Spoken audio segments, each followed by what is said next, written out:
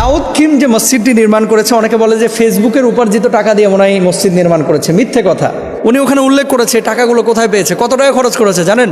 এবং টুইটারে সে লিখেছে কি, আলহামদুলিল্লাহ অবশেষে আমি এটি করতে পেরেছি, আপনাদের সহায়তায় আমি আল্লাহর ঘর বানিয়েছি। দেখেন, সৌদি আরবে সে কিন্তু হজ্জেও গিয়েছে, ওমরাও করেছে। তো কাবা যখন সে দেখেছিল, সে তার অনুভূতি প্রকাশ করেছিল যে স্পিরিচুয়ালি এই অনুভূতিটা এটা ভাষায় প্রকাশ করার মতো না।